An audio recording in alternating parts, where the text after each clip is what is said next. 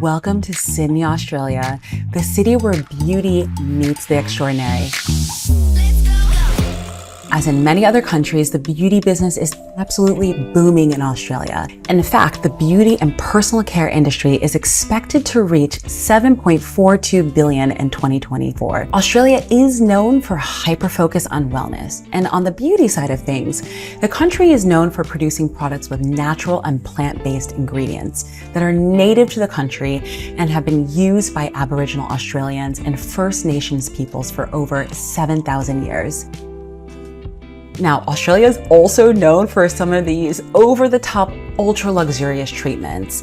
And really, they're designed to help people get kind of a natural, healthy, sun-kissed glow that I learned that is a part of the idealized Australian beauty standards. So, when I found myself in the land down under, I couldn't wait to explore the beauty and wellness scene. My first stop was in Balmain, a vibrant and charming suburb known for its rich culture and sophisticated beauty rituals.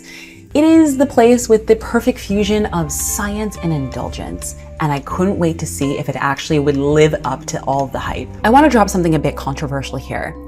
As I mentioned before, there is this idealized Australian beauty standard. This is not unique to Australia. The US has the same thing, and many other countries have their own unspoken beauty standard.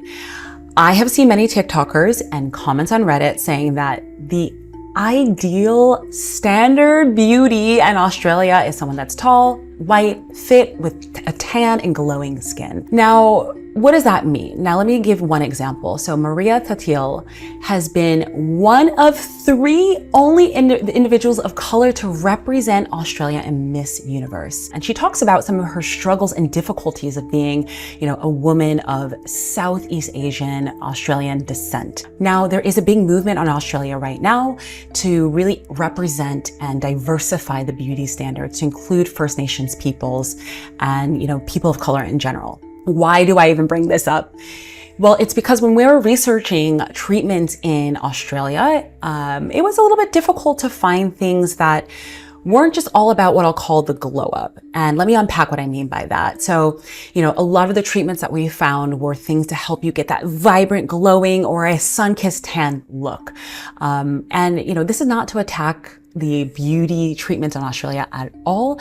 But I was just a little bit shocked. I thought there would be more things that would incorporate, Aboriginal First Nations people's practices and rituals. But we just couldn't find that.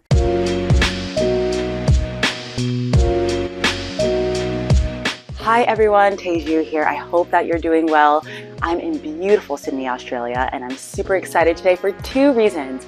1, because it's my birthday, and 2nd, because it is my birthday, I'm gonna try a new anti-aging treatment. So I figured since I'm turning a year older, why not try an anti-aging treatment? So you can see the beautiful Sydney background as we're driving along here. The place we're going to in Balmain, it's the Balmain bathhouse. It's nature's energy, and specifically the Balmain bathhouse is voted as one of the best bathhouses in Sydney. So I'm excited to check it out. I won't have time to do the bathhouse today, but I will be doing the treatment, which I'm really excited about. And I will be asking the esthetician whether or not this is something that, after one time you get results from, or if it's one of those things that you need to go back a couple of times. So we'll see how they do with I've got some dark spots, some fine lines. I have combination skin, so you see a little bit of some bumps, some good old friendly bumps. We'll see what happens after the treatment and, whether or not my skin looks different. So I'm excited to try it out. So we're approaching the spa, Nature's Energy. Now, as I walked in the spa, it was just absolutely beautiful and lively, bright, filled with a diverse set of local products, from beauty products to oils and crystals. I actually literally felt like I was a kid in a beauty candy shop, and literally, because they actually carried a bunch of brands of different Australian wellness chocolates. So now it was finally time for me to try this Pearl and Caviar treatment. Now, let me just drop one thing. Now, when I think of pearls and caviar, I instantly think of this super cliche rich person at a party, sipping on champagne, wearing a freshwater pearl necklace, and tossing their head back in that polite, demure laugh. does this even happen? Does anyone even do this? Like, maybe I'm just not rich enough to like experience this, but anyway, I digress. I just couldn't get around the fact that I was actually gonna use pearls and caviar on my face for some reason. I finally surrendered and went into the treatment room with my esthetician, and it was time for the treatment.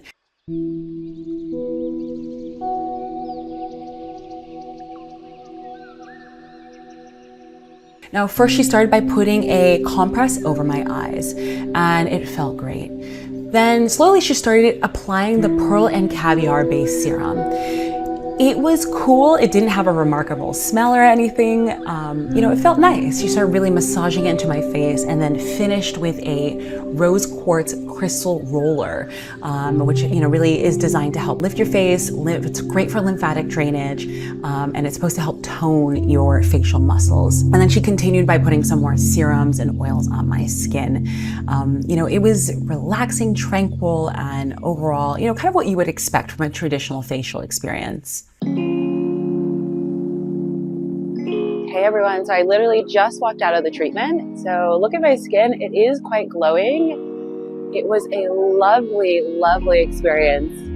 Very soothing, very relaxing. Love all the products that were used.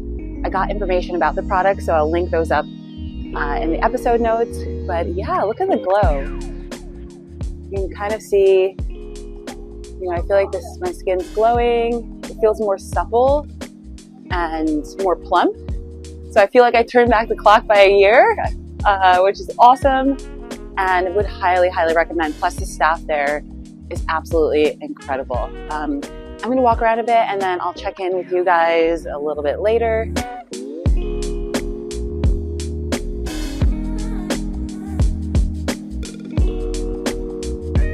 So was it worth it? I want to be honest. It was kind of on the pricey side. I mean, it came to $180 US, but it did include a, foot, arm, and shoulder massage, which was great and added value to the treatment. Do I think my skin was magically transformed? My skin felt great, absolutely.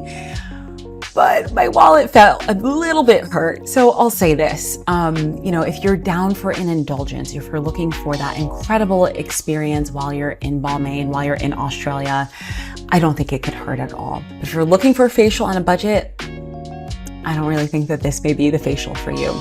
I will leave it just here. I had a great time in Australia, and I can't wait to go back and discover more of the beauty and wellness treatments that the country has to offer.